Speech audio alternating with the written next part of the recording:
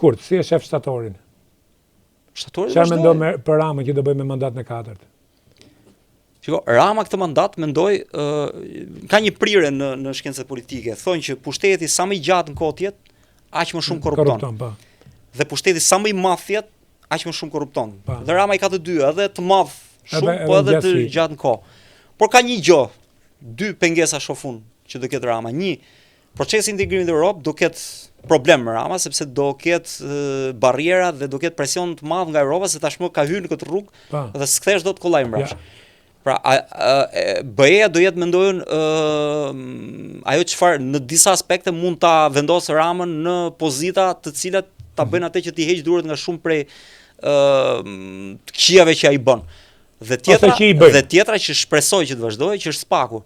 Nëse Spaku do ketë mbështetje ndërkombëtare, do gëzoj pavarësi plot, sepse në shtator do ndrohet dhe Dumani dhe të shohim çfarë do bëhet me atë kush do jetë tjetri. Ajo vërtet do ta vendosin presion qeverinë sepse duke pas një institucion si Spaku i cili të çon dhe në burg, ministrat do jetë ajo që do kenë frikën për të rujt vreshtin. Këtë mendoj si këto do jenë, sepse në të kundërt, ajo çfarë ka përballë nuk është kurfar kërcënimi për opozita.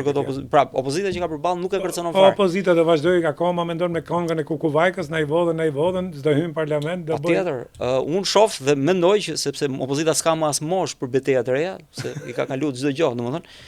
Por mendoj që ndoshta Berisha do hyn zgjedhjet e vendore që bëhen mbas 2 vjetësh, do t'i humbë dhe ato siç humbi të tjerat. Dhe ndoshta aty do mendoj për një pasardhës të ri. Por gjithmonë duke mbajtur të njëjtën trashëgimi, e cila për mua do jetë shkatërruese sepse PD-ja mund të ringrihet vetëm nëse prodhon diçka tjetër nga kjo trashëgimi. Pra nuk është vetëm më Berisha problemi. Problemi është vetë trashëgimia e tij. Kur flas trashëgimia, sigurisht Berisha ka dhe se mund të themi që Berisha ka dhe vlerat e veta, duhet me pranua edhe çfarë ka bën mirë se jo të gjitha i ka bë keq, por si trashëgimi, berishizmi dhe klani që e përfaqëson atë parti klanore. Se jo më kodo shpallën grada familjarisht. Pra nuk është thjesht ai dhe familja, por është një klan i tërë aty brenda, domethënë dhe në mënyrë dukshme mendoj unë do jetë katastrofë nëse ky klan vazhdon jetën politike dhe mban pengat e partisë në funksion të interesave të veta. Kështu nuk do vi dot kurrë pushtet. Atëherë pastaj mendoj që domosdoshmërisht do ketë prodhu koha, do krijojë diçka të re.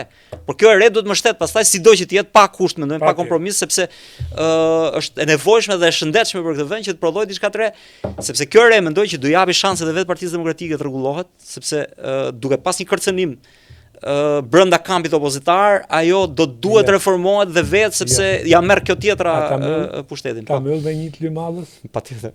Për Partinë Demokratike? Po.